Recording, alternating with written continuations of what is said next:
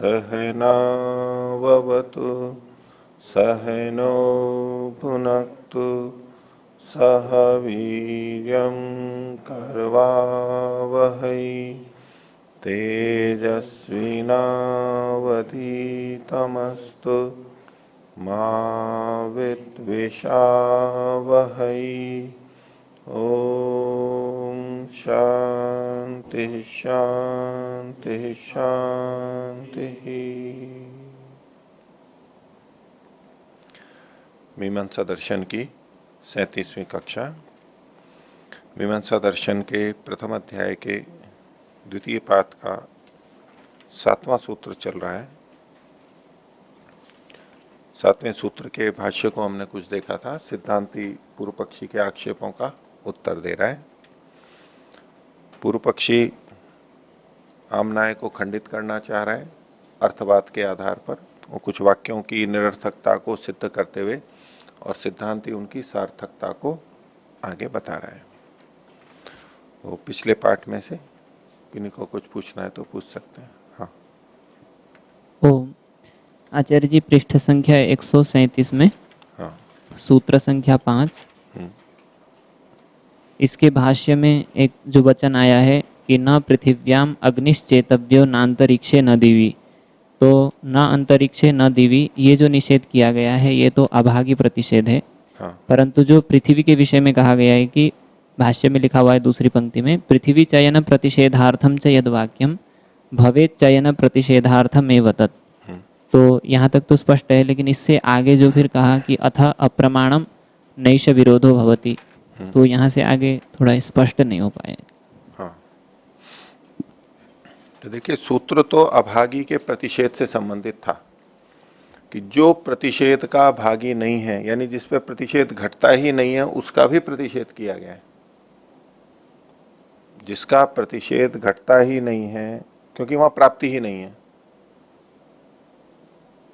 तो कोई शाकाहारी प्राणी हो, मांस खाता नहीं हो, और उसके लिए कहा जाए कि इसको मांस नहीं खाना चाहिए,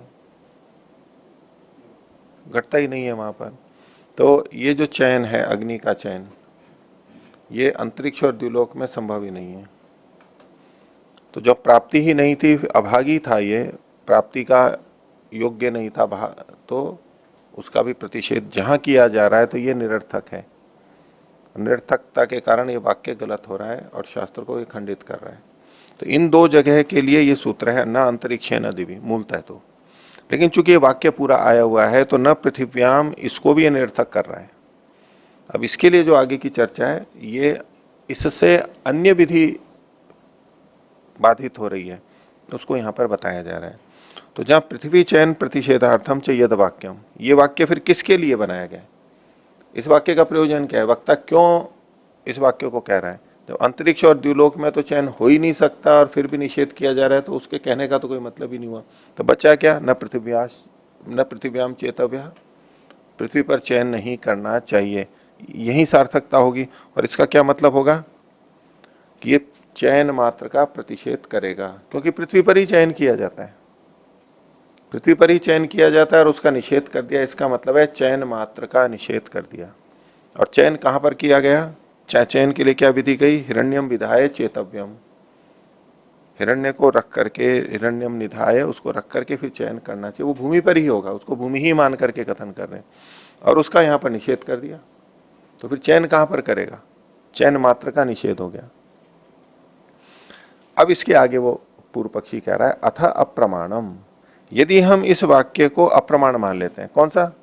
न पृथिव्याम अग्निश्चेतव्य, ये जो पूरा वाक्य, यदि इसको अप्रमाणिक मान लेते हैं हम, जो कि पूर्व पक्षी अप्रमाणिक कहना ही चाहता है, इसको अपने पक्ष की दृष्टि से कह रहा है कि हम, मेरी तरह से अगर इसको हम अप्रमाणिक मान लें तो कोई समस्या ही नहीं है। नैषा विरोधो भवति, किससे विरोध नहीं होगा? अन्य जो विधि है चयन की, उससे कोई विरोध नहीं होगा। इस वाक्य को अप्रमाणिक मान लो। तो दिखा तो वो ये रहा है कि देखो, शास्त्र की रक्षा होगी, वो शास्त्र का वचन सिद्ध होगा, विरोध नहीं होगा। लेकिन ऐसा करके वो कर क्या रहा है? इस वाक्य को खंडित कर रहा है, और इस वाक्य को खंडित करके पूरे शास्त्र को खंडित कर रहा है। और एक तरह से जिस वाक्य की अविरोध को बता रहा था, जैसे कि उसकी रक्षा कर रहा है, उसको भी खंडित ही कर रहा है। पूरा शास्त्र ही खंडित कर दिया उसने, पूरा आमनाय ही खंडित कर दिया। ठीक है। तो अगर अप्रमाण मानेंगे तो नैष विरोधो भवति, ये विरोध नहीं होता है। अब ये जो बात कही इसने कि अथ अप्रमाणम न पृथिव्याम अग्निश्चेतव्य है, ये वाक्य अप्रमाण है। तो अप्रमाण क्यों है, इसके लिए इसको हेतु देना पड़ेगा पूर्व पक्षी को अपना। उसको ये आगे कह रहा है, कथम तत्प्रमाणम, वो प्रमाण हो कैसे सकता है, अर्थात प्रमाण नहीं है। कौन, ये दो दोष बताए। यत विध्यंतरम आकुलयेत, जो दूसरी विधि को आकुलित करने लगे वो प्रमाण कैसे होगा। शास्त्र के जितने वचन है वो परस्पर अविरुद्ध होने चाहिए। अगर वो विरुद्ध हो रहे हैं तो कोई चीज गलत है या तो हम गलत समझ रहे हैं। तो वो प्रमाण कैसे हो सकता है जो दूसरी विधि को बाधित करने लगे, खंडित करने लगे। दूसरी विधि पहले से तय है कि ठीक है, अब उसको खंडित करने वाला कोई वाक्य है तो वो प्रमाणिक नहीं माना जाएगा, एक बात।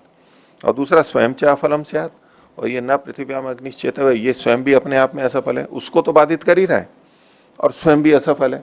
चलो उसको बाधित कर दे लेकिन स्वयं तो सार्थक हो जाए, ये स्वयं भी सार्थक नहीं है और उसको भी खंडित कर रहा है। ये दो आक्षेप है, इसलिए ऐसा वाक्य प्रमाण नहीं हो सकता। अब ये जो सारी बातें कही जा रही हैं सीधे सीधे सूत्र से नहीं जुड़ी हैं, लेकिन वाक्य है इसलिए प्रसंगवशात भाष्यकार ने पूर्व पक्षी की तरफ से ये बातें रख दी हैं। तो यद विध्यंतरम आकुलयेत और स्वयं च अफलम स्यात्। अब इसका संबंध जो आ गया है, इसका प्रतिविधान जो किया गया है, प्रतिनिर्देश, न चेतव्यम हिरण्यम निधाय चेतव्यम इति।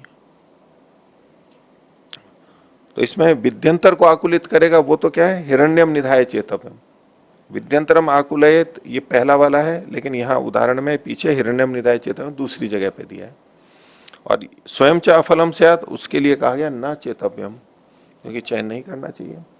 अब चयन नहीं करना चाहिए ये जो अर्थ निकल करके आ रहा है, इससे ये अफल कैसे हो रहा है, निष्फल कैसे हो रहा है। तो इस तरह से कि जब हम ये निषेध करते हैं कि पृथ्वी पे चयन नहीं करना चाहिए, तो कहीं तो चयन करना चाहिए। चयन का निषेध नहीं किया जा रहा है, लेकिन इससे हो क्या रहा है, चयन मात्र का निषेध हो रहा है, क्योंकि और कहीं प्राप्ति ही नहीं है। इस तरह के वाक्य से चयन मात्र का निषेध नहीं होना चाहिए, कहीं ना कहीं चयन अवश्य होना चाहिए, लेकिन ये वाक्य ऐसा निषेध का आ गया कि जिससे चयन मात्र का निषेध हो रहा है। तो इसलिए ये इस तरह का निषेध करना भी व्यर्थ हो जाएगा, इसलिए ये अफल हो रहा है, निष्फल हो रहा है। तो अपने आप में भी निष्फल हो रहा है और दूसरी विधि को भी उसने आकुलित कर दिया है, इसलिए ऐसा वाक्य प्रमाणिक नहीं कहा जा सकता। ये बात है। और कोई?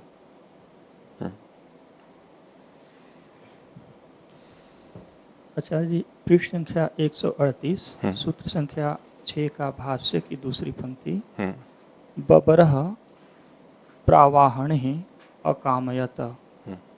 इस वाक्य का अर्थ स्पष्ट नहीं हो पा रहा है, और इस वाक्य से जो सूत्र में बताया गया है कि अनित्य संयोगात, यानी कि मानवीय इतिहास या अनित्य इतिहास का संयोग कैसे होता है, स्पष्ट नहीं हो पा रहा है।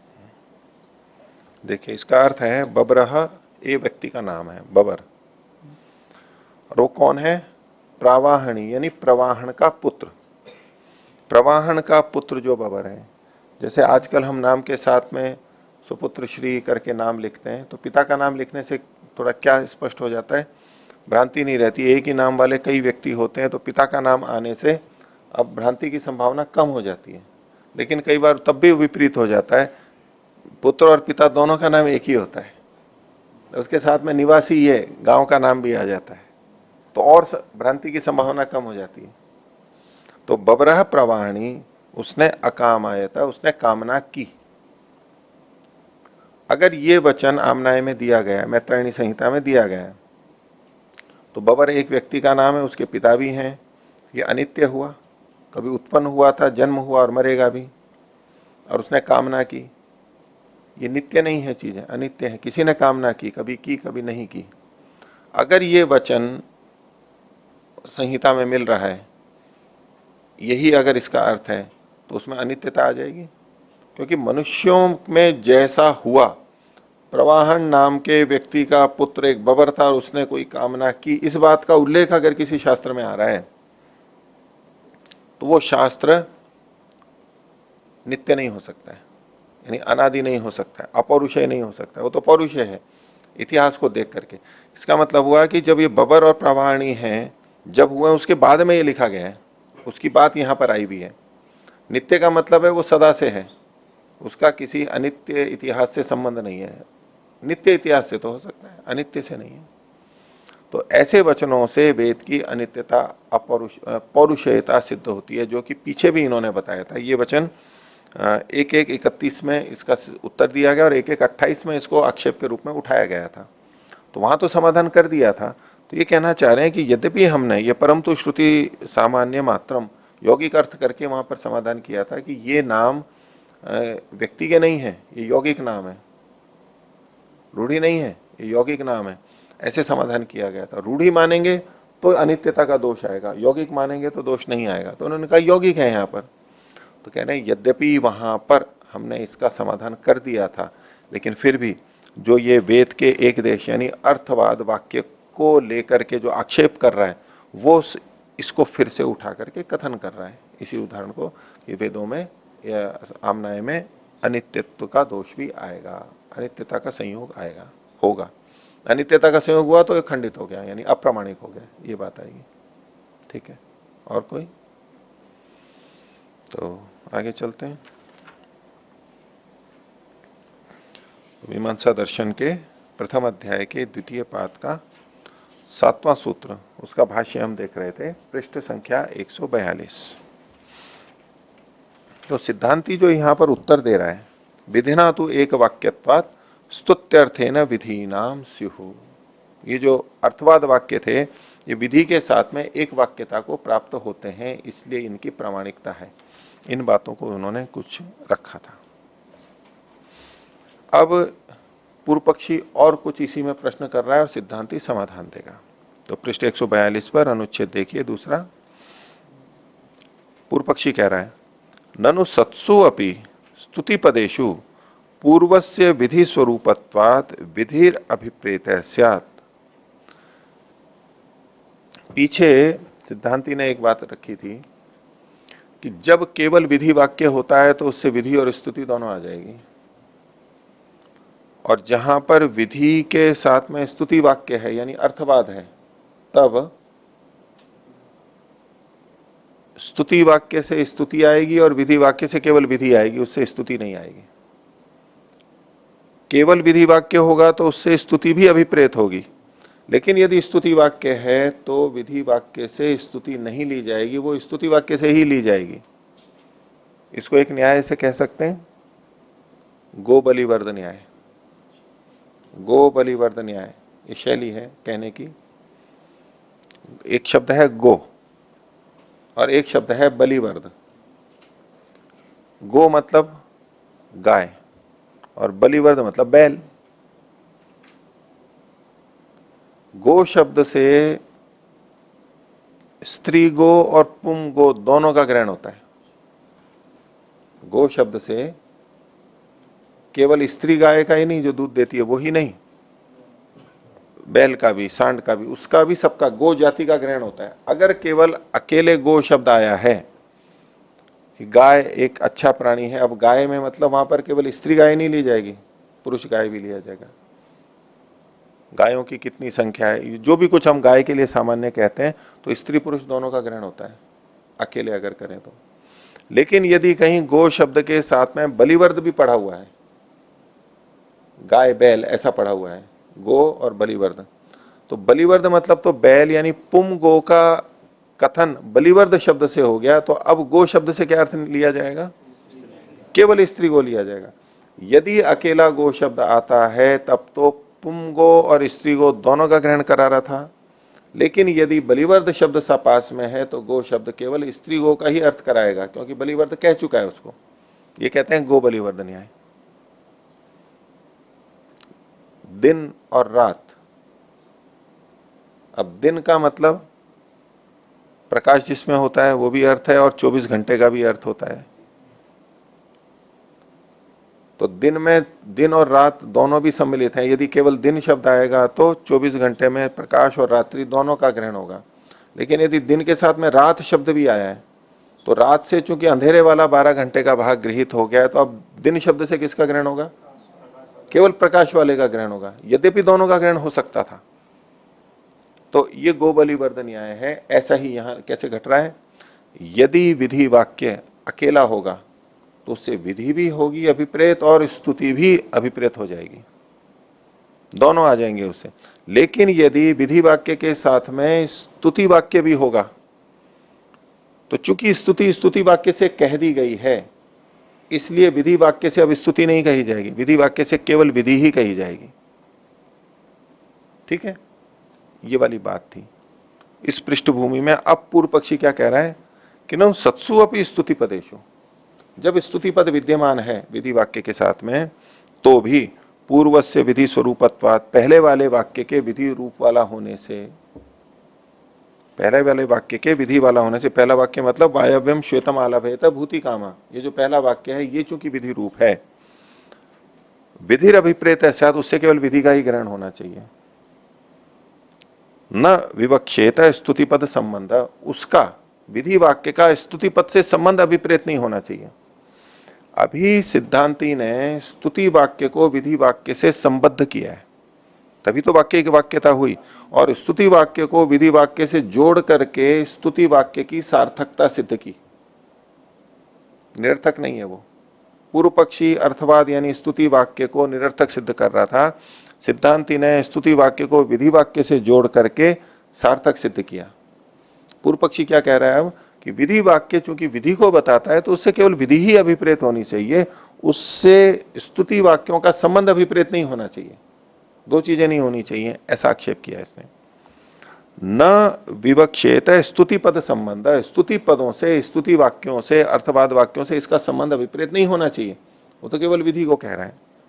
इस पे उत्तर दे रहा है सिद्धांति, आह स्तुति पदानी ही अनर्थकानी अभविष्यन साकांक्षाणी, बोले यदि आप इससे के साथ संबंध नहीं जोड़ते हो तो साकांक्षानी स्तुति पदानी, जो ऐसे स्तुति पद जो कि साकांक्ष हो गए, आकांक्षा उसके साथ जुड़ गई, वे अनर्थकानी अभिविष्यन, अनर्थक हो जाएंगे, व्यर्थ हो जाएंगे। यदि विधि वाक्य का संबंध स्तुति वाक्यों से न जोड़ा जाए तो स्तुति वाक्य साकांक्ष हो जाएंगे, और साकांक्ष हो जाएंगे तो निरर्थक हो जाएंगे। साकांक्ष क्यों हो जाएंगे कि अगर यूं कहें कि वायुर्वै क्षपिष्ठा देवता इत्यादि जो स्तुति वाक्य केवल वो कहे गए, तो भाई इससे क्या मतलब हुआ, कुछ उसके साथ में कर्तव्य विधि तो आनी चाहिए, और वो विधि वाक्य हटा दिया हमने, उससे जोड़ नहीं रहे इसको, तो ये व्यर्थ होने लगेंगे। तो ये बहुत बड़ा दोष आता है, निरर्थक नहीं हो सकता वो वाक्य में जो कहा गया उसकी सार्थकता तो होनी है, निरर्थक होना दोष होगा, इसलिए संबंध जोड़ना ही होगा हमारे को। आगे अगर पूर्व पक्षी कहे भवंतु अनर्थकानी इति चेत, बोले ठीक है अनर्थक हो जाए, उससे क्या फर्क पड़ता है, क्योंकि वो तो चाहता ही है कि अनर्थक हो जाए, और सामने को मैं अनर्थक सिद्ध कर दूं तो बोले हो जाए अनर्थक, क्या बात है। तो भवंतु अनर्थकानी इति चेत, तो सिद्धांति कह रहा है न गम्यमाने अर्थे अविवक्षितार्थानि भवितुम अर्हन्ति, न को बाद में लेंगे, गम्यमाने अर्थे, जब अर्थ वहां पता लग रहा है, गम्यमान हो रहा है, जाना जा रहा है, तो अविवक्षार्थानि न भवितुम अर्हन्ति, वो अविवक्षितार्थ नहीं हो सकते कि उनकी विवक्षा ही नहीं है, कुछ कथन ही नहीं आ रहा है। जब अर्थ आ रहा है तो क्यों नहीं लेंगे उसका, बोले हो जाए अनर्थक। भाई क्यों हो जाए, जब अर्थ आ रहा है तो अनर्थक क्यों हो जाएंगे। आगे यो असौ विद्युद्देश सशक्नोति निरपेक्षो अर्थम विधातुम, सिद्धांत कह रहा है कि ये जो विद्युद्देश है, ये जो विधि को कहने वाला है यानी विधि वाला वाक्य, वो निरपेक्ष रूप से अर्थ को विधान करने में समर्थ है, यानी स्तुति वाक्यों के बिना भी वो अर्थ को बता सकता है, वो साकांक्ष नहीं है, वो निराकांक्ष है, अपने आप में समर्थ है वो। पर स्तुति वाक्य तो साकांक्ष हो ही रहे हैं, वो उसके बिना, विधि वाक्य के बिना अर्थ को नहीं कह सकते। तो सशक्नोति निरपेक्षो अर्थम विधातुम शक्नोति च स्तुति पदानाम वाक्य शेषो भवितुम, और वो स्तुति पदों के वाक्य शेष को, वाक्य शेष भी हो सकता है। पूर्व पक्षी ने यह कहा था कि विधि वाक्य जब विधि ही करेगा तो स्तुति पदों के साथ संबंध क्यों जोड़ेगा, तो ये कह रहा है कि अपने अर्थ को भी कह देगा और स्तुति पदों के साथ भी वो संबंध को जोड़ सकता है, उनका वाक्य शेष भी बन सकता है। ये वाक्य शेष किस रूप में कि स्तुति पदों को बोलते हुए जब आकांक्षा आ रही है तो उस आकांक्षा को पूरा कर रहा है ये विधि वाक्य, इस रूप में उसका वाक्य शेष बन रहा है। लेकिन यूं सामान्य दृष्टि से जो देखा जाता है कि स्तुति वाक्य ही वाक्य शेष होता है। वाक्य शेष वाक्य का मतलब हुआ शेषत्व यानी अंगत्व होता है। शेष मतलब अंग होता है, गौण होता है। अब इन पूरे वाक्यों में मुख्य वाक्य कौन है? विधि वाक्य मुख्य है। विधि वाक्य मुख्य है, स्तुति वाक्य तो उसकी पुष्टि के लिए है, तो वो गौण वाक्य कहलाएगा, शेष कहलाएगा। तो वास्तव में तो स्तुति पद, स्तुति वाक्य शेष होते हैं यानी गौण होते हैं, और विधि वाक्य प्रधान होता है। लेकिन यहां जो कथन किया गया है, शक्नोति च, ये शक्नोति च कौन है? ये विद्युद्देश। शक्नोति च स्तुति पदानाम वाक्य शेषो भवितुम, स्तुति पदों का वाक्य शेष हो सकता है। कौन होगा वाक्य शेष? ये विधि वाक्य। ये कथन किया जा रहा है यहां पर। तो ये सामान्य गुण अर्थ के रूप में लेना चाहिए। वास्तव में विधि वाक्य ही प्रधान होता है, स्तुति पद शेष होते हैं। लेकिन स्तुति पद साकांक्ष हैं, उनकी आकांक्षा की पूर्ति कौन कर रहा है? विधि वाक्य। इसलिए उसका शेष माना जाएगा। केवल इस दृष्टि से शेष कह रहे हैं, हो सकता है। और प्रत्यक्षश्च वाक्य शेष भाव, और इसमें वाक्य शेष भाव प्रत्यक्ष दिखाई दे रहा है कि इससे ये सिद्ध होता है। अतो अस्मात् विधे स्तुतिम अवगच्छामः, इसलिए इससे, इस विधि से संबंधित जो स्तुति वाक्य है उससे स्तुति को जानते हैं। अतो अस्मात् विधे, ये जो विधेय किया गया है इसको विधि संबंधी अर्थ लिया गया है। विधि संबंधी जो स्तुति वाक्य है, विधि संबंधी जो स्तुति वाक्य है उससे स्तुति को जानते हैं। अगर इसको हम यहां सीधे अर्थ लेंगे, इसलिए विधि से स्तुति को जानते हैं, यह संगत नहीं बनेगा। अपने आप में केवल विधि वाक्य हो तब तो स्तुति जानी जाती है, उससे कोई दो राय नहीं। लेकिन जिस तरह से यहां पर जो प्रसंग है उसमें अगर हम ये कहें इसलिए विधि से स्तुति जानी जाती है, ऐसा नहीं। यहां तो स्तुति वाक्य से स्तुति जानी जा रही है, विधि वाक्य से स्तुति नहीं जा रही है। इसलिए इस वाक्य का अर्थ क्या किया गया? अतो अस्मात् विधे, इस विधि से संबंधित जो स्तुति वाक्य आप अध्याय कर रहे हैं उससे स्तुति को जाना जाता है। नीचे देखो हिंदी का अर्थ, व्याख्या में जो लिखा है ना, नीचे लिखिए, देखिए व्याख्या को। और सबसे नीचे वाला वाक्य देखिए व्याख्या में, इसलिए इस विधि संबंधी, अब कोष्टक में देखो जोड़ना पड़ा है, स्तुति वचन वाक्य शेष से ही। अब यहां स्तुति वचन को वाक्य शेष कहा जा रहा है। वैसे ऊपर जो वाक्य रचना थी उसमें विधि वाक्य को वाक्य शेष कहा जा रहा था एक अलग संदर्भ में, लेकिन वाक्य शेष, तो विधि संबंधी स्तुति वचन वाक्य शेष से ही स्तुति को हम जानते हैं। स्तुति वाक्य से ही स्तुति को जानते हैं, ये यहां पर तात्पर्य लिया जाएगा। ठीक है, आगे देखिए। अब पूर्व पक्षी फिर कह रहा है, यहां जब मैं बोलता हूं ना तो पूर्व पक्षी उत्तर पक्षी, तो जिनको स्पष्ट नहीं होता वो लिख लिया करें। पूर्व पक्षी में पू लिख लीजिए, उत्तर पक्षी सिद्धांति में सी लिख लीजिए, सिद्धांति सी। नहीं तो अगर ये भेद नहीं हो रहा है ना तो समझने में दिक्कत होगी। और ये पता है ये पूर्व पक्षी का सिद्धांति का, तो जल्दी से स्पष्टता से आ जाएगा सामने। तो ननु निरपेक्षादपि विधिम अवगमिष्यामः। निरपेक्ष मतलब स्तुति निरपेक्ष, स्तुति वाक्यों से निरपेक्ष जो विधि वाक्य है उससे भी हम विधि को जान लेते हैं, जान लेंगे। सिद्धांति कह रहा है भवतु एवं, हो जाए ऐसा, ठीक है। नैवम सति कश्चित विरोध है, ऐसा होने पर कोई विरोध ही नहीं है हमारा आपस में, कोई बात ही नहीं है।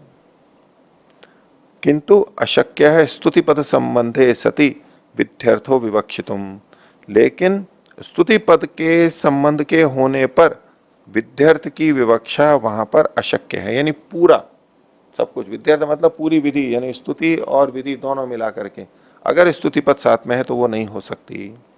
वाक्यम ही संबंध से विधायकम, वाक्य क्या होते हैं? वाक्य क्या होते हैं? तो एक दृष्टि से कथन किया जा रहा है, वाक्य क्या होता है? संबंध के विधायक होते हैं। वाक्य क्या होता है? संबंध का विधायक होता है। कैसे संबंध का विधायक होता है? कोई भी वाक्य बोलिए, कोई भी वाक्य बोलिए। राम गांव जाता है, जाना एक क्रिया है, उसका कर्म कौन है? गांव है। संबंध जोड़ दिया ना क्रिया के साथ में। और कौन कर रहा है? राम कर रहा है। तो राम के साथ में गमन क्रिया का संबंध जोड़ा गया। किसी वाक्य में जाता है, हम केवल ये कहा तो जाता है, तो कोई भी जा सकता है, सबके साथ जुड़ गया। जाता है, कौन जाता है? सब कोई जा सकता है। लेकिन राम जाता है तो जाना क्रिया के साथ में राम को जोड़ दिया गया, संबंध बना दिया गया। राम कर्तृक गमन क्रिया है और गांव को जा रहा है तो गांव कर्मक गमन क्रिया है। राम और गांव है तो इसका क्या? तो बोले इनकी गमन क्रिया का उनके साथ में संबंध जोड़ दिया। उल्टा भी देखना चाहे तो वाक्य संबंध का विधायक होता है, वाक्य में संबंध जोड़े जाते हैं। ठीक है। राम ने चावल खाए, राम ने आम के रस के साथ में चावल खाए, राम ने कढ़ी के साथ में चावल खाए, राम ने जमीन पर बैठकर कढ़ी से साथ में चावल खाए। हर तरह से संबंध जोड़ा है। कहीं अधिकरण के रूप में संबंध जुड़ रहा है, कहीं करण के रूप में, कहीं क्रिया, कुछ भी तरह कर्ता के रूप में संबंध जोड़ रहा है। तो वाक्य क्या होता है? संबंध का विधायक होता है। एक दृष्टि है, देखो व्याकरण में इस तरह से नहीं सीधा करेंगे। यद्यपि कारक का उनसे साथ संबंध होता है ये कहते हैं, लेकिन वाक्य संबंध का विधायक होता है, इस तरह से अभिव्यक्ति नहीं आती है। तो उन्होंने कहा वाक्यम ही संबंध से विधायकम, तो दो चेत संबंधों विदध्यात, ये दो संबंधों को बता सकता है। ये जो वाक्य था ना, भूति काम आलभेता, ये जो पीछे था वायवम श्वेतम आलभेता भूति काम, इसमें दो तरह से संबंध हो सकते हैं। ये बात पीछे भी आई थी, उसको पृष्ठ 140 के ऊपर जो था कि ये इस संबंध को कहता है, इस संबंध को नहीं कहता है। वहां जो कहा था ना, ये तो नायम अभिसंबंधो विवक्षिता भूति कामेन आलब्धव्यमिति कथम तर्हि आलभेत यतो ततो भूति रीति भिन्नौ इमौ अर्थौ उभय अभिधाने वाक्यम विद्येत। वो दो संबंध वहां बताए थे, उसको यहां और स्पष्ट कर रहे हैं। दो संबंध क्या है? दो चेत संबुद्धो विदध्यात्। तो भूति कामा आलभेत, ये पहला संबंध है, भूति कामा आलभेत। और इसको समझने के लिए हम यहां कैसे भेद करेंगे? या तो प्रश्न को ला करके, या तो इसमें उद्देश्य विधेय ला करके, दोनों से देखा जा सकता है। तो जब भूति कामा को उद्देश्य बनाएंगे और आलभेता को विधेय बनाएंगे, तो भूति कामा किम कुर्यात, जिसको ऐश्वर्य की इच्छा है वो क्या करे, ये जो प्रश्न आएगा, और उसके उत्तर में जब आएगा भूति कामा आलभेता, तो ऐश्वर्य की इच्छा करने वाला, ये तो पहले से पता था हमारे को, ऐश्वर्य की इच्छा करने वाला क्या करे, तो ऐश्वर्य की इच्छा ये चीज पहले से ज्ञात थी, तो ये तो हो गया उद्देश्य, पहले से पता है। और वो क्या करे ये अभी पता नहीं है। तो जब वाक्य ने कहा भूति कामा आलभेता, तो आलभेता विधि हो गई, नई चीज हो गई। भूति कामा तो पता था, और आलभेता ये नया किया गया, ये विधेय हो गया। तो भूति कामा किम कुर्यात, या तो इस प्रश्न की दृष्टि से इसको देखेंगे, और या इसको उद्देश्य विधेय से, भूति कामा उद्देश्य और आलभेता विधेय है। या तो हम ऐसे संबंध जोड़ सकते हैं इनमें आपस में, अथवा आलंभेन च एषः गुणो भविष्यति इति, आलंबन के द्वारा ये गुण होगा। आलंबनेन केन आलब्धव्यम, या तो आलंबन से क्या होगा ये पूछा गया।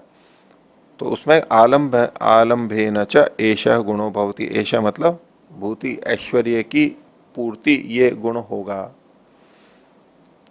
तो आलंबन का पहले से पता है, ऐसे में आलंबन तो हो गया उद्देश्य, और एषः गुणो यानी भूति होगी, ये हो गया विधेय, नई चीज कही जा रही है। ये दो तरह से यहां संबंध जोड़ सकते हैं। इस वाक्य को दोनों दृष्टि से देखा जा सकता है। और भिद्येत तर्हि एवं सती वाक्यम, और यदि दोनों संबंध को देखेंगे तो वाक्य भेद हो जाएगा। वाक्य भेद को यहां बहुत दोष माना जाता है। वाक्य भेद का मतलब है वो एक वाक्य नहीं रहा, फिर अब दो वाक्य मानने पड़ेंगे। अगर हम दो अर्थ मानते हैं तो दो वाक्य भी मानने पड़ेंगे। अर्थैकत्वात् एकम वाक्यम, एक अर्थ होने के कारण से एक वाक्य कहलाता है। एक वाक्य में एक अर्थकता होनी चाहिए। और यदि हम उस वाक्य से दो अर्थ निकाल रहे हैं, ये दो संबंध निकाल रहे हैं, यानी दो अर्थ निकाल रहे हैं, तो दो अर्थ आने से वो वाक्य एक नहीं रहेगा, उसको वाक्य भेद माना जाएगा। या तो आप दो वाक्य मानने पड़ेंगे आपको, ठीक है, ये दोष माना जाता है। तो विद्येता तर्हि एवं सती वाक्यम।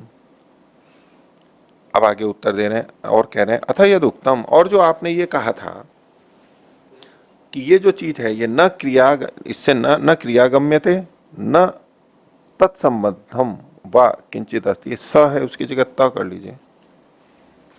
पीछे एक पृष्ठ संख्या 128 पर, इस द्वितीय पाद के प्रारंभ में जो वाक्य कहे गए थे उसमें, यानी पहले सूत्र के भाष्य में इन्होंने कहा था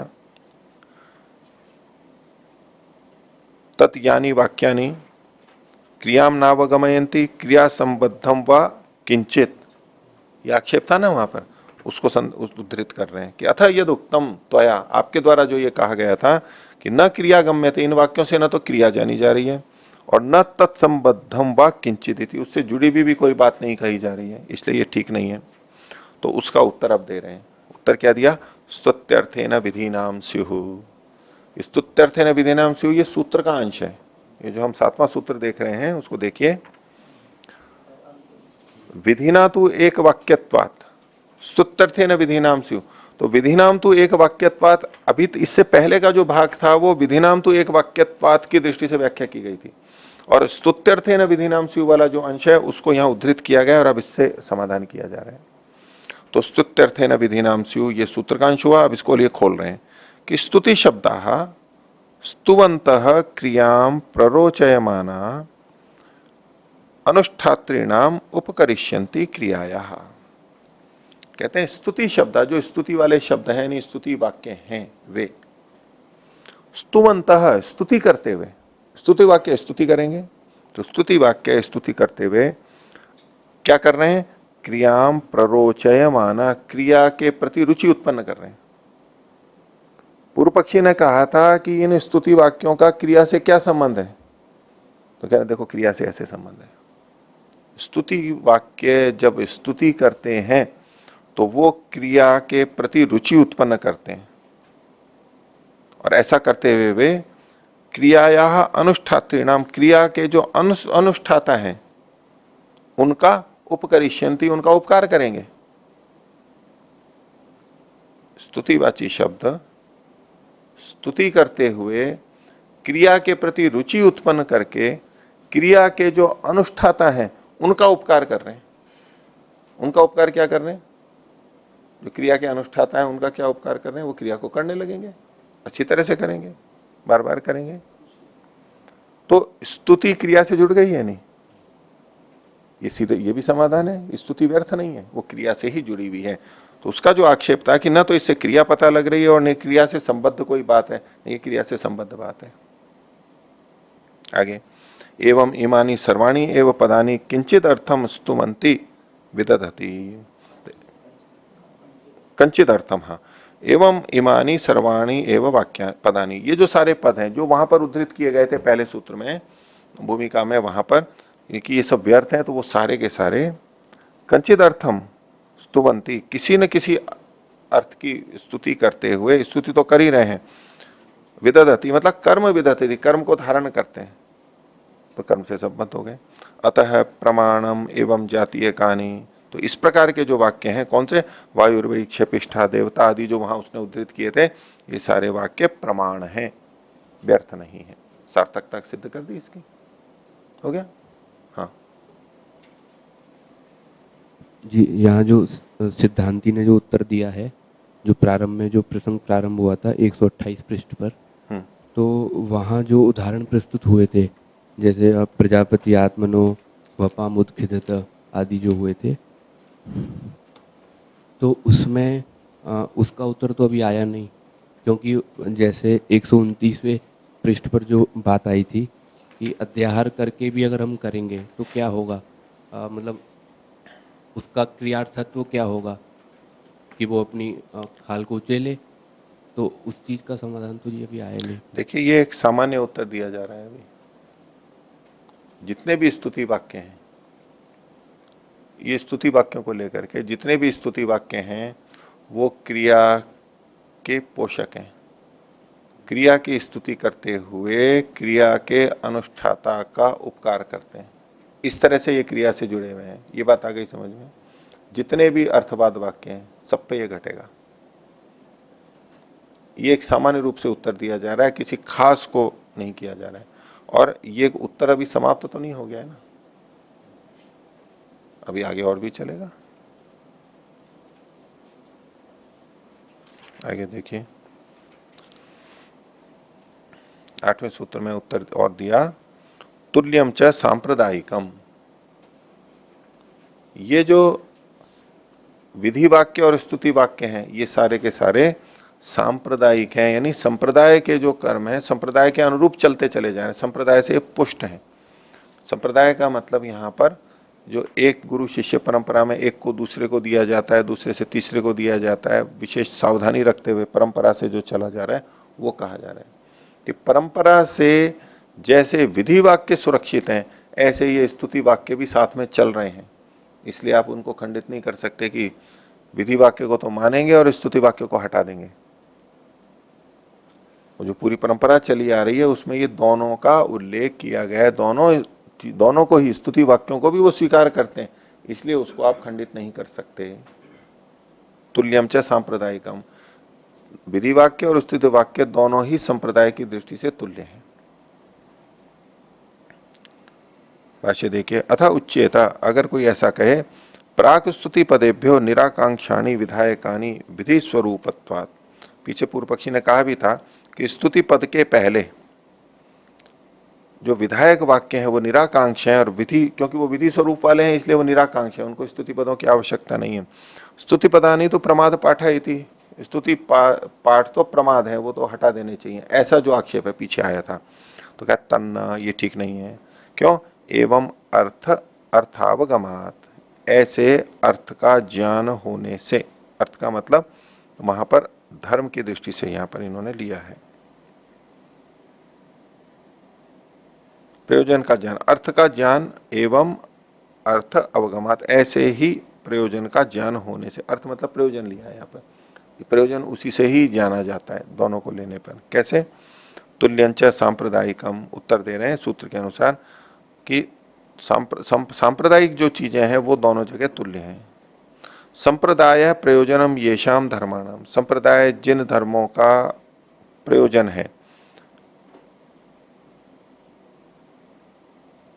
सर्वे ते विधि पदानाम अर्थवाद पदानाम च तुल्या, वे सारे के सारे धर्म, संप्रदाय क्यों किया जाता है? विभिन्न धर्मों के लिए किया जाता है, वो बने रहे ऐसे, तो वो धर्म, सर्वे सारे धर्म विधि पदों के लिए और अर्थवाद पदों के लिए तुल्य हैं। तो कौन से धर्म है आगे बता रहे हैं। अध्यायान अध्ययने, अध्ययन और अनध्ययन, कुछ दिन अध्ययन करते हैं कुछ दिन अनध्याय होता है, वो इन दोनों पे लागू होता है, चाहे विधि पद हो चाहे स्तुति पद हो। गुरुमुखात प्रतिपत्ति, गुरुमुख से समझना, ये विधि पदों पे भी लागू होता है स्तुति पदों पे भी लागू होता है। शिष्योपाध्यायता च, शिष्य की, और शिष्य और उपाध्याय इनके बीच में ये चलता है, वो भी वैसा ही है।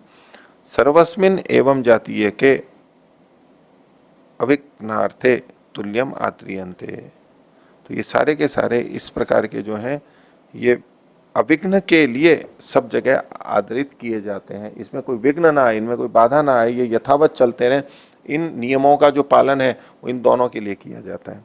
स्मरणम च दृढ़म, और ये जो विधिवत चल रहा है उच्चारण, ये स्मरण दृढ़ है, ऐसा का ऐसा ही चल रहा है। अतो न प्रमाद पाठ है, इसलिए प्रमाद पाठ नहीं कहला सकता। परंपरा को देख करके ये भी एक उत्तर देने की शैली है।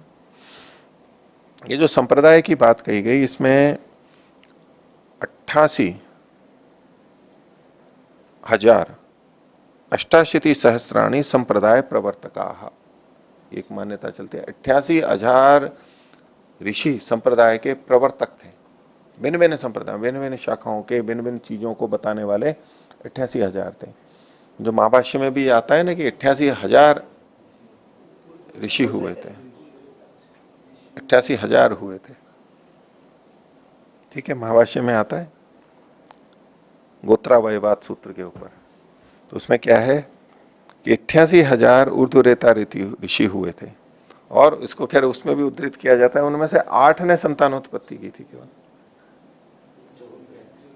जो संप्रदाय के प्रवर्तक थे उन्होंने में से केवल 8 ने संतानोत्पत्ति की थी, बाकी ने संतानोत्पत्ति नहीं की थी। वो उन 88,000 को भी संप्रदाय प्रवर्तक कहते हैं, विशेष व्यक्ति हुए थे जो विशेष चिंतन और उसको देने वाले, और फिर आगे की परंपराएं चली उनके कारण से ऐसे। तो ये संप्रदाय शब्द विशेष विशेष व्यक्तियों के लिए भी आता है। आजकल जो हम संप्रदाय एक शब्द बोलते हैं वो निंदित अर्थ में है कि जो मन में आया चल पड़ा, बोले ये भी एक संप्रदाय बन गया। वहां भी तो कोई प्रवर्तक होता है ना, वेद विरुद्ध बातों को करते हैं, भाई ठीक है एक संप्रदाय है वो है, संप्रदाय अच्छे अर्थों में भी प्रयोग होता था पहले और आज विकृत हो गया है, इसलिए अब वो विकृत अर्थ में प्रयोग किया जाता है।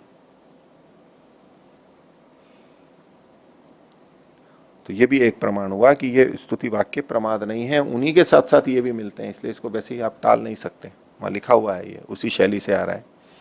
ये जो कई बहुत सी चीजें हम प्रक्षेप वाली बात करते हैं ना, तो ठीक है प्रक्षेप वाला भी लिया जा सकता है, लेकिन हर चीज को प्रक्षेप नहीं कह सकते। भाई इसके साथ साथ चला आ रहा है, वो इतनी जो अच्छी बातें चली आ रही हैं उसके साथ भी ये भी चला आ रहा है कब से, तो उस पर भी विचार देने की बात है। हर किसी को यूं ही नहीं हटा सकते हम। और सिद्धांती उत्तर दे रहा है, अगला सूत्र देखिए 9वां। अप्राप्ता च अनुपपत्ति ही, अल्प विराम ले लीजिए, प्रयोगे ही विरोध स्यात्, अल्प विराम, शब्दार्थस्तु अप्रयोग भूतस् तस्मात् तद उपपद्येत, तस्माद उपपद्येत, तस्माद उपपद्येत। तो कह रहे हैं अप्राप्ता च अनुपपत्ति, पूर्व पक्षी ने इन स्तुति वाक्यों को अनुपपन्न किया था, यानी असिद्ध किया था, वो अनुपपत्ति की थी उनकी। तो कहते हैं कि वो अनुपपत्ति प्राप्ति ही नहीं है। आप जो इनका खंडन कर रहे हो ये खंडन ही प्राप्त नहीं है, गलत खंडन किया आपने। क्यों? प्रयोग ही विरोध स्यात्, ये जो आप विरोध बता रहे हो ये तो प्रयोग में है, ये जो वाक्य है इनका अर्थ है वो तो ठीक ही है, जब इनका प्रयोग करने लगेंगे प्रयोग में व्यर्थ हो रहा है, तो प्रयोग की तो बात नहीं है, आप वाक्य तो गलत नहीं है। जो विरोध दिखाया था वो प्रयोग में दिखाया था। अब सिद्धांत भाष्यकार बताएंगे इसको। प्रयोग ही विरोध स्यात्, शब्दार्थस्तु अप्रयोग भूत, शब्द का जो अर्थ है, वहां जो वाक्य कहा गया वो प्रयोग भूत नहीं है, वो तो अर्थ सीधा सीधा शब्द का वाक्य का जो आ रहा है वो है।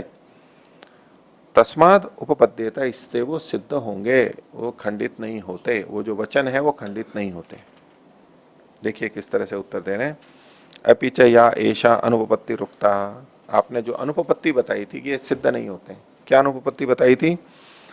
शास्त्र दृष्ट विरोधात इत्येवम, शास्त्र दृष्ट विरोधाच, और इसी तरह से और जो हेतु दिए थे पूर्व पक्षी ने वो सब, सा सो अरोदित इत्येवम आदिशु न प्राप्नोति, स अरोदित तद रुद्र से रुद्रत्वम, तो बोले हमें भी रोना चाहिए।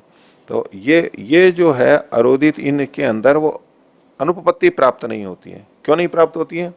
बोले प्रयोगी ही स्तेयादीनाम उच्यमाने विरोध स्यात्, जब इसका प्रयोग करने लगेंगे तब ये दोष का रूप में प्राप्त हो रहा है। जैसे इन्होंने स्तेयादीनाम उच्यमाने, तो स्तेनम मनः, अब अगर केवल इतना अर्थ लेते हैं कि मन चोर होता है, अनृतवादिनी वाक, वाणी झूठ बोलने वाली होती है, ऐसा प्राय देखा जाता है, और ये कथन किया गया और इसका अर्थ भी ठीक आ रहा है और लोक में मिल भी रहा है, तो गलत कहां सिद्ध हुआ?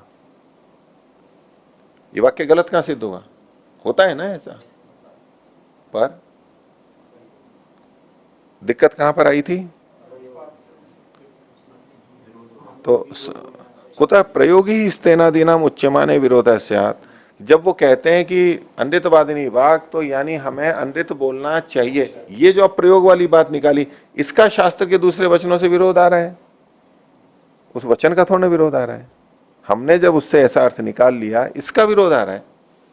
तो वाक्य तो प्रयोग के लिए कह नहीं रहा है कि आपको झूठ बोलना चाहिए, वाक्य तो इस प्रयोग को कह नहीं रहा है, आपने उसमें प्रयोग के डाल दिया कि झूठ बोलना चाहिए, तब विरोध आ रहा है। वाक्य तो इससे खंडित नहीं होता है। तो प्रयोग ही स्तेयादीनाम उच्यमाने विरोध स्यात्, शब्दार्थस्तु अप्रयोग भूता, जो शब्दार्थ है उसका वो तो प्रयोग रूप में तो है नहीं, इसको ऐसे प्रयोग करना चाहिए, या ऐसा प्रयोग रूप तो है नहीं, ऐसा होता है बस वो बताया जा रहा है, प्रयोग के रूप में तो उसका कुछ करने के लिए कहा नहीं गया। तस्माद उपपद्यते स्तेनम मनः अनृतवादिनी वाक, इसलिए ये वाक्य वचन खंडित नहीं होते हैं, गलत नहीं हो रहे हैं, अपने आप में ठीक है वो।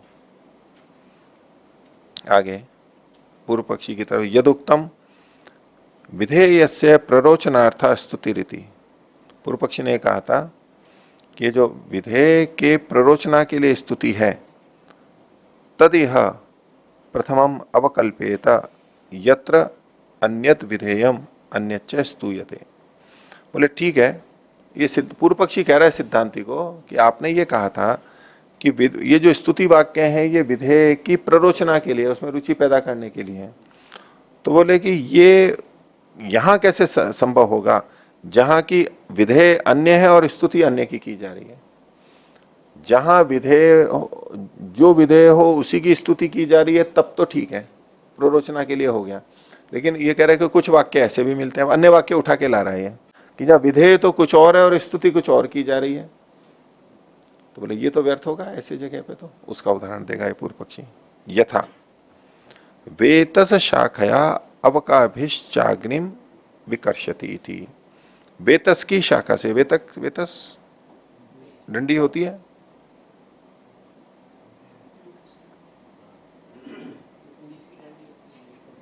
बेत, बेत बेत है, हाँ बेत, वही बेत। वेतस जो है वो बांस नहीं, बेत। तो वेतस शाखा और अवकाभिश्च, अवक वहां पानी में होने वाली कुछ जाली जैसी कुछ वो रचना है, जाल जैसी, उसको लेकर के भी कुछ क्रिया की जाती है। उसे अग्निम विकर्षति, अग्नि को दूर करता है। या अग्नि शब्द जो है वो ईंटों के लिए काम में आता है। पीछे जो अग्नि चयन की बात आई थी ना, न पृथिव्याम अग्निश्चेतव्यो, ये जो अग्नि का चयन है, या अग्नि शब्द से मतलब लिया जाता है इष्टि का चयन। अग्नि मतलब सीधे अग्नि नहीं, जहां अग्नि जलाई जाती है उसके लिए जो चबूतरा जैसा बनाया जाता है, उसके लिए जो ईंटें आदि लगा के बनाया जाता है, उसको भी चयन कहते हैं। अग्नि चयन ही बोलते हैं उसको, क्योंकि वो अग्नि के लिए होता है। चबूतरा जो बनाते हैं ना, जैसे या तो यूं कहो कि जैसे यजकुंड बनाते हैं, या तो अग्नि के लिए एक चबूतरा, अलग अलग चितियां बनाते हैं। वो जो चैन पीछे जो पृथ्वी न पृथ्व्याम अग्नि चेतव्य, वहां अग्नि चेतव्य का मतलब वही है, ईंटों वाला ही। वो यहां पर भी ईंटों का ही अर्थ लिया जाएगा।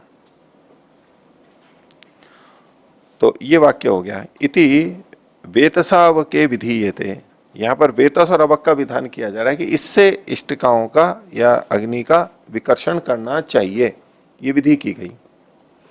और आपश्च स्तूयन्ते, और यहां स्तुति जल की जा रही है। कैसे? आपो वही शांता इति, जल बड़े शांत है, आपो वही शांता। पहले तो वहां पर कहा गया था जिसकी स्तुति गई, मान लो वायुर्वै क्षपिष्ठा देवता, ये जो स्तुति की गई, तो वायुवम शेतम आलभेता भूति काम, वहां वायव्य था, वायु देवता था और उसकी स्तुति की गई थी। चलो वहां तो समझ में आ गया। यहां कैसे होगा? यहां तो बात है ही नहीं, वो विधेय कोई और है और स्तुति आप किसी और की कर रहे हो। तो तदुच्यते, इसका उत्तर अब दिया जा रहा है। तो 10वां सूत्र है गुणवाद अस्तु। बोले गुणवाद है। क्या है गुणवाद का? तो गौण एष वादो भवती, ये गौण कथन किया जा रहा है। कैसे गौण किया जा रहा है? यत संबंधिनी स्तोतव्य संबंध्यंतरम स्तूयते, जिस संबंध में स्तोतव्य है, स्तुति की जाने योग्य है, उसको संबंधांतर से स्तुति की जा रही है, दूसरे संबंध से उसकी स्तुति की जा रही है। स्तुति किसी एक की जा रही है, लेकिन उससे संबंधित की स्तुति की जाकर के उसकी स्तुति की जा रही है। कैसे?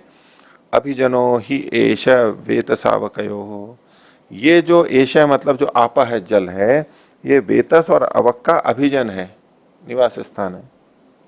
अभिजन प्रदेश होता है जो हमारा निवास स्थान होता है, हमारे पूर्वज जहां के होते हैं वो अभिजन प्रदेश कहलाता है। तो इसका वेतस और अवक का मूल स्थान अभिजन प्रदेश क्या है? अभिजन जैसा प्रदेश क्या है? जल है। ये जल की अधिकता में होती है। और ततस्ते जाते, और वहीं से ये उत्पन्न होते हैं, उस जल से। अभिजन संस्तवेन च अभिजात स्तुतो भवती, अभिजन की स्तुति यानी जल की स्तुति की गई तो उससे अभिजात जो वहां से उत्पन्न हुआ है उसकी भी स्तुति हो जाती है।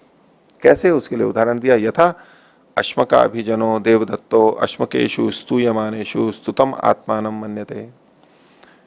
देवदत्त एक व्यक्ति है और वो कहां पैदा हुआ? अश्मक देश में पैदा हुआ। अश्मका अभिजन, अश्मक है अभिजन जिसका, अश्मक नाम के देश का वो रहने वाला है।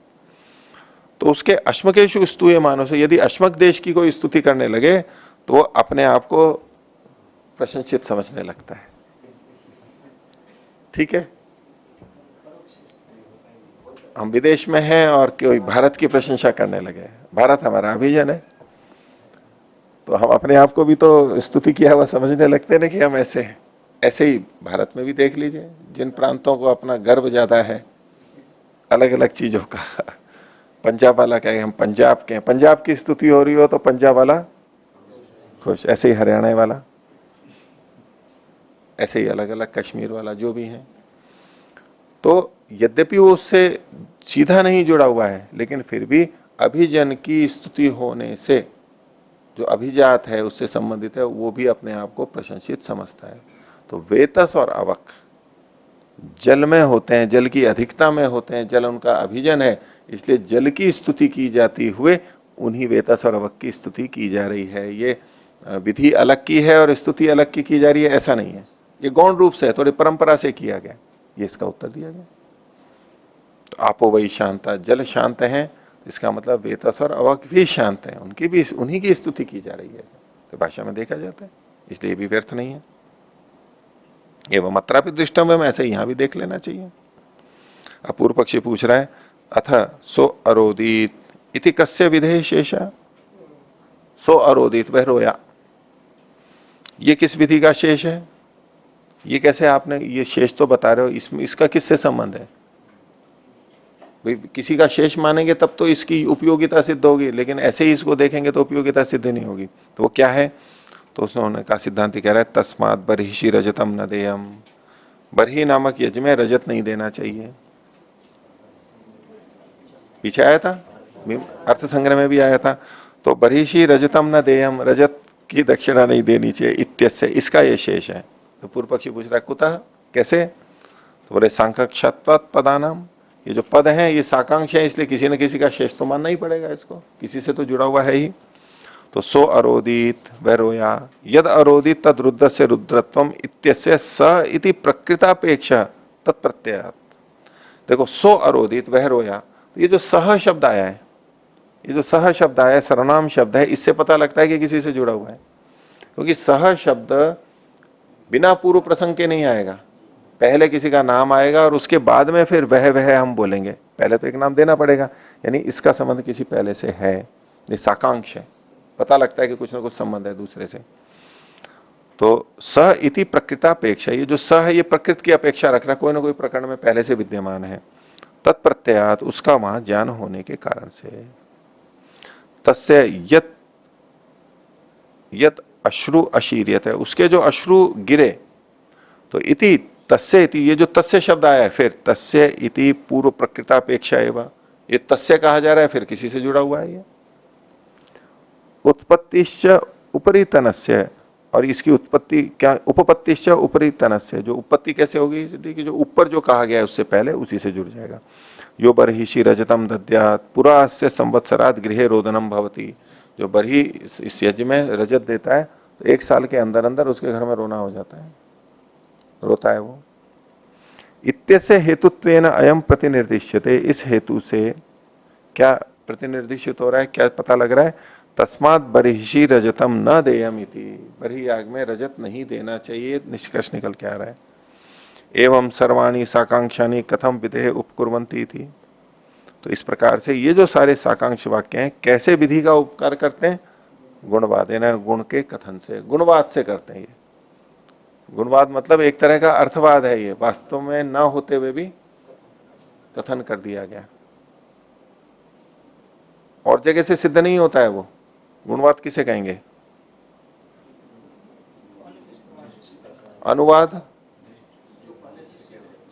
और गुणवाद जो अन्य प्रमाणों से सिद्ध नहीं है, अब फिर भी कथन किया जा रहा है प्रशंसा के रूप में। अर्थवाद के ही तो ये भेद हुए ना, ये गुणवाद कहा जा रहा है, वे गुणवाद से हो रहा है, अन्य प्रमाणों से सिद्ध नहीं है ये, लेकिन फिर भी कथन किया जा रहा है गुणवाद है ना। कैसे? रोदन प्रभवम रजतम बर्हिषि ददतो रोदनम आपद्यते, रोदन से उत्पन्न जो रजत है उसको बर्हिषि में देते हुए का रोदन आ जाएगा। वहां चांदी कैसे उत्पन्न हुई? बोले रोने से उत्पन्न हुई, वो रोया और रो करके जो आंसू गिरे तो उससे चांदी पैदा हो गई। तो जो रोने से उत्पन्न हुई भी चांदी है उसको अगर दोगे तो रोना ही आएगा, ये कथन किया गया। तत्प्रतिषेध से गुणों यद अरोदनम इति, इसके प्रतिषेध का गुण क्या हुआ? यद अरोदनम इति, प्रतिषेध से क्या होगा? रोदन नहीं होगा। निषेध जो किया गया चांदी नहीं दे इसमें, तो उससे क्या होगा? अरोदन होगा, यही गुण हो गया। तो पूर्व पक्षी पूछा कथम पुनः अरुदति रुद्रे अरोदनम इति भवति। तो रुद्र रोया ही नहीं है तो रोदन क्यों कहा जा रहा है वहां पर? अरोदित इति, हाँ, जो रोया, जो नहीं रो रहा है उसमें अरोदित वो रोया, ये कथन कैसे किया जा रहा है? और कथम व अनश्रु प्रभवे रजते अश्रु प्रभवम इति वचनम, जब आंख से चांदी बनी ही नहीं है तो उससे बनाना क्यों कथन किया जा रहा है यहां पर? ये दो बातें गलत कह दी गई। तो इसका उत्तर दिया जा रहा है पूरा से संवत्सरात असति रोदने कथम रोदनम भवती थी। जब ये ही सारे गलत हैं तो एक साल के अंदर अंदर जब रोदन होता ही नहीं है तो फिर उसके घर में रोदन कैसे हो जाएगा? रोदन तो नहीं होगा उसके, फिर रोदन क्यों कहा जा रहा है? ये गलत गलत बातें कह दी गई हैं। तो इसका उत्तर दिया जा रहा है तदुच्यते गुणवाद अस्तु, ये तो गुणवाद है, अन्य प्रमाण से सिद्ध नहीं है।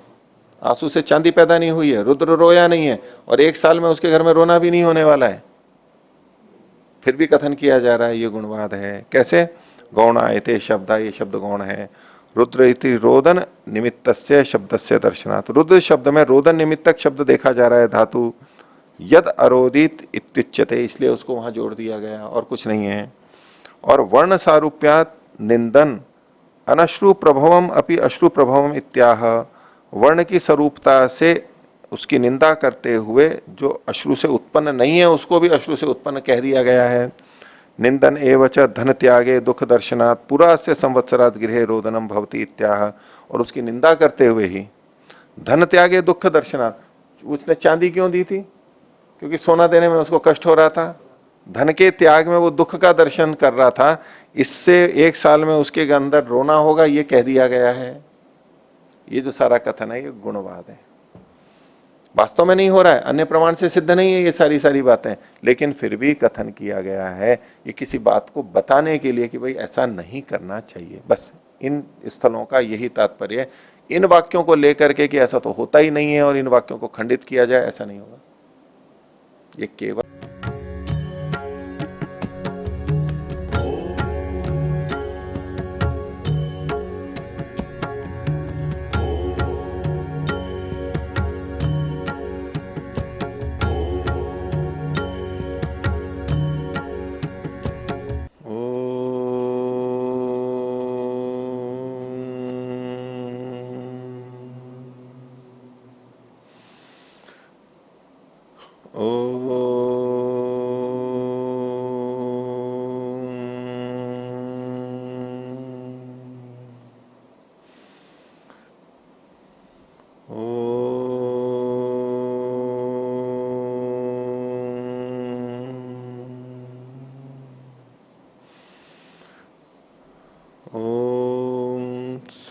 सहनावतु सहनो भुनक्तु सह वीर्यं करवावहै तेजस्विनावधीतमस्तु मा विद्विषावहै। ओ